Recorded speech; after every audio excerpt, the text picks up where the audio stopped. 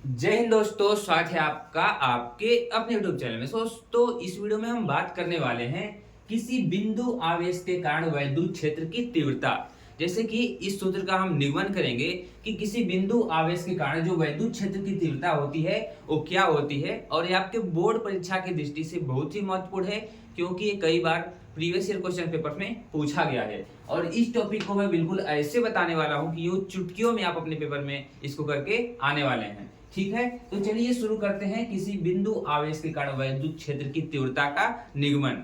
ठीक है, तो आप इस पूरे वीडियो को ध्यान से देखेंगे, एक एक टॉपिक इसमें का बहुत ही महत्वपूर्ण है। काफी आसान डेरिवेशन है आपकी परीक्षा की दृष्टि से भी और काफी आसान है आपके बुक से भी। ठीक है, तो चलिए शुरू करते हैं। देखिए, पहले इसके चित्र को समझते हैं। पहले चित्र को समझने के बाद उसके बाद से हम इसका कुछ थियरी लिखेंगे, उसके बाद से डेरिवेशन को कंप्लीट करेंगे। ठीक है, तो पहले समझिए चित्र को। मान लीजिए कि यहाँ पे आपका एक क्यू आवेश रखा गया है।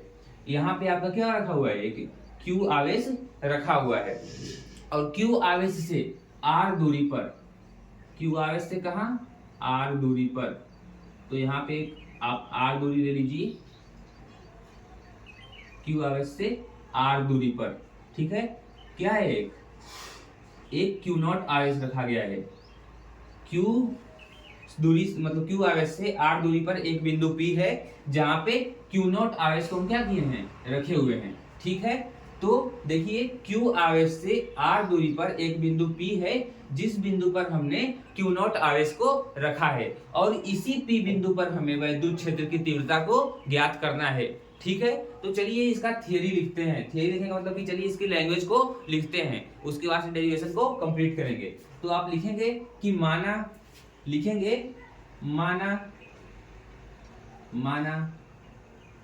क्यू आवेश से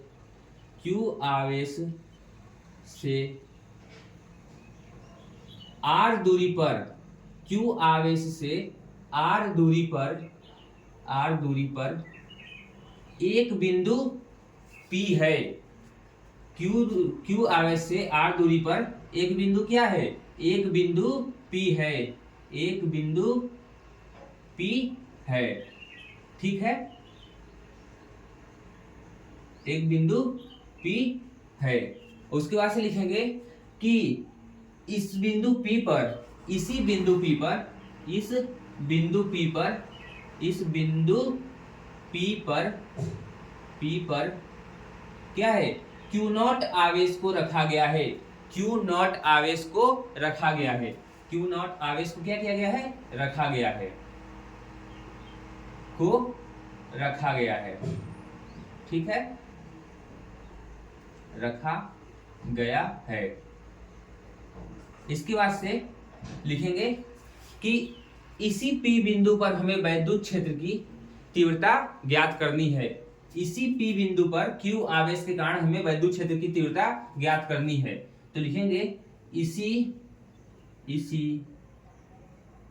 बिंदु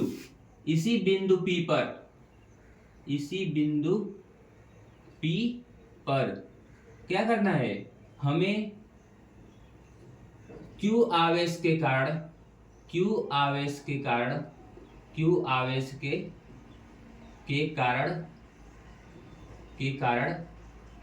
वैद्युत क्षेत्र की तीव्रता ज्ञात करनी है। ठीक है, Q आवेश के कारण वैद्युत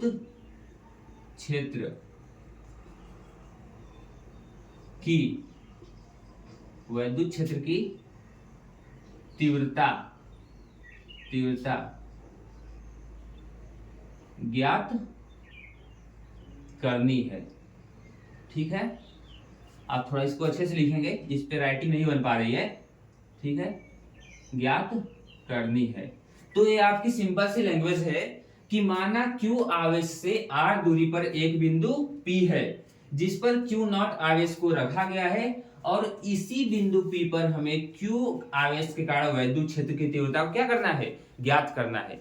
ठीक है, तो चलिए अब शुरू करते हैं। अब यहाँ पे आप समझ सकते हैं कि जब एक क्यू आवेश है और एक क्यू नॉट आवेश है, तो कूलाम के नियम से जब दो आवेश आर दूरी पर रखे होते हैं तो उनके बीच एक बल कार्य करता है, यानी इस क्यू आवेश का इस पे एक बल कार्य करेगा। उस बल को हम क्या कहते हैं? यफ कहते हैं। क्या कहते हैं? यफ। और इस F का मान आपको पता है, F बराबर होता है K Q1 Q2 अपान R स्क्वायर, या तो ये बोल सकते हैं आप F बराबर 1/4 pi epsilon not Q1 Q2 upon R square. तो किसी भी फॉर्म में लिख दीजिए। अब यहाँ पे लिखिए कूलाम के नियम से, कूलाम के नियम से। चलिए कूलाम के नियम से देखते हैं। तो कूलाम के नियम से F बराबर क्या हो जाएगा, F बराबर हो जाएगा K लिखिए या फिर लिखिए 1/4 pi epsilon not Q1 Q2 upon R square.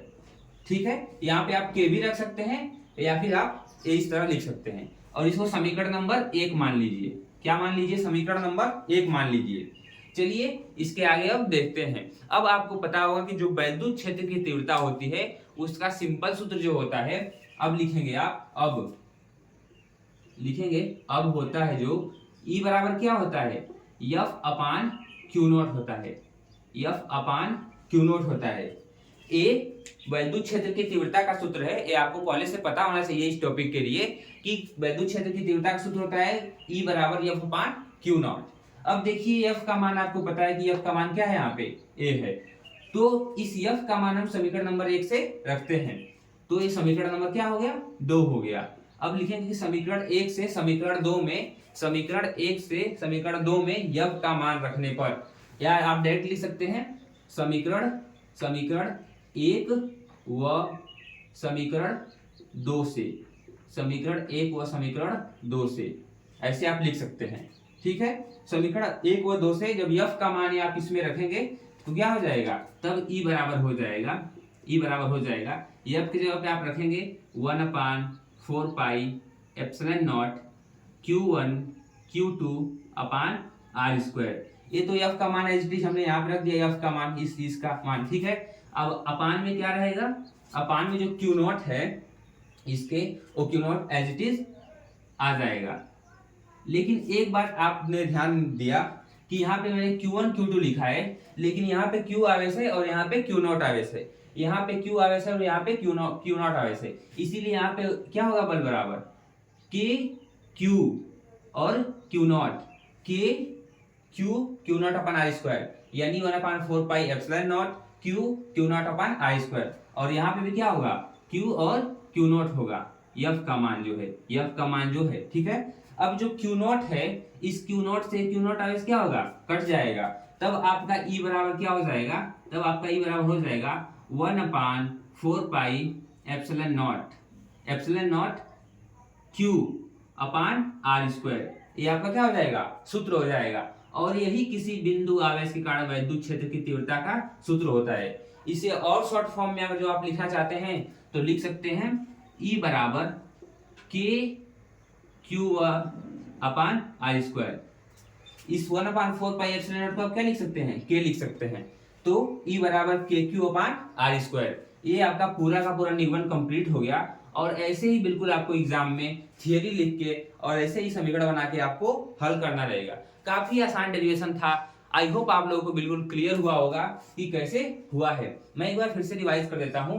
मान लीजिए Q आवेश से R दूरी पर एक बिंदु P है, जिस बिंदु पर Q नॉट आवेश को रखा गया है, तो इस Q आवेश के कारण इस P बिंदु पर हमें वैद्युत क्षेत्र की तीव्रता को ज्ञात करना है। तो आपको पता है कि जब दो आवेश R दूरी पर रखे होते हैं तो उनके बीच कूलाम बल कार्य करता है, जिसका मान 1/4 पाई आवेश 1 Q1 और ये Q2 का मान Q नॉट है अपान R स्क्वायर। समीकरण नंबर 1 आपका यहाँ से बन गया, और अब लिखेंगे कि E बराबर आप जानते हैं F अपान Q नॉट होता है, तो F का मान समीकरण नंबर 1 से मैंने यहाँ पे रख दिया, तो F का मान यहाँ पे रखने पे जो Q नॉट है वो Q नॉट से क्या हो गया है, कैंसिल हो गया है, तो आपका E बराबर आ गया है 1/4 pi epsilon not Q upon R square, यानी कि E बराबर KQ upon R square. I hope दोस्तों आपको बिल्कुल अच्छे से समझ में आया होगा, और जो कुछ बातें मिस रह गई तो आप कमेंट करके बताएंगे कि आपको क्या नहीं समझ में आया।